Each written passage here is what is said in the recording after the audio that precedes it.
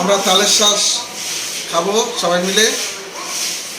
আমাদের দিদিমা ভিডিও করছে।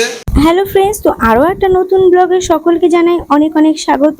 তো আশা করি সকলেই ভালো আছো। এর আগের ব্লগে তোমরা দেখেছিলে যে আমি বাজারে গেছিলাম দাদাকে নিয়ে। তো বাজার টাজার করে আমরা বাড়ি চলে এসেছি। এর আগের ব্লগ যারা দেখেছো তারা জানোই যে আমরা আজকে বিরিয়ানি করব, তার প্রিপারেশনই চলছিল। তো এখানে আমি চিকেনটা হলো ম্যারিনেট করে কিছুক্ষণ রেখে দেব।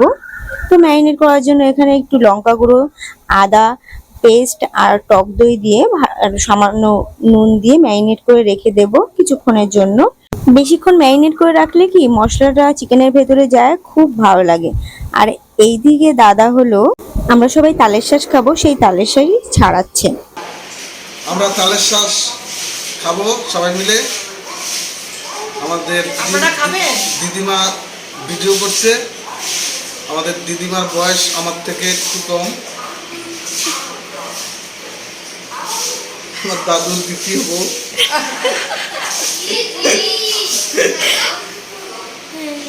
বিরিয়ানি করতে কিন্তু অনেক সরঞ্জামই লাগে আর টাইমটাও কিন্তু অনেকটাই লাগে।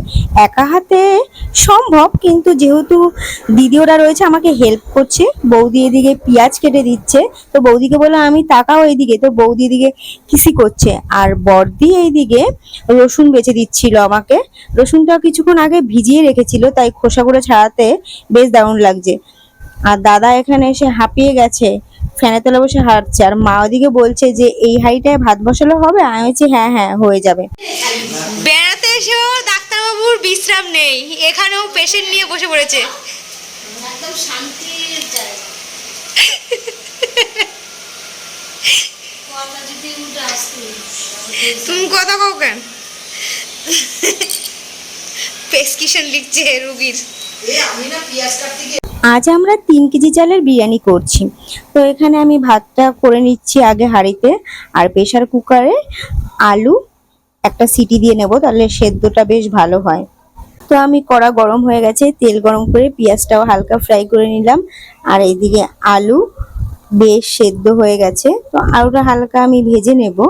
আর এদিকে চিকেনগুলো ম্যারিনেট করে রেখেছি, কিছু জলও ছেড়ে দিয়েছে। আর অনেকটা টাইম পেয়েছিল ম্যারিনেট করে রাখার পর। তো আমি মশলা কষিয়ে এক এক করে কড়াতে চিকেনগুলি দিয়ে দিচ্ছিলাম। এবার ভালো মতো কষিয়ে নেব। আমি কড়াতেই কষিয়ে নিচ্ছি। তো কষিয়ে বিরিয়ানির জন্য আলাদা তুলে নেব, আর বাকিটা হলো গ্রেভি মতো করব, কেননা সবাই হলো গ্রেভি ছাড়া খেতে পারে না। তো এইদিকে আমি আমাদের বিরিয়ানি হাঁড়িতে ঘি গরম করে ঘি দিয়ে দিয়েছি।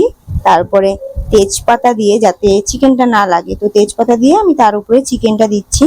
নাহলে এটা তো হিট হবে, তো চিকেনটা কিন্তু হাঁড়িতে লেগে যাওয়ার সম্ভাবনা থাকে। আমি এইভাবেই করি।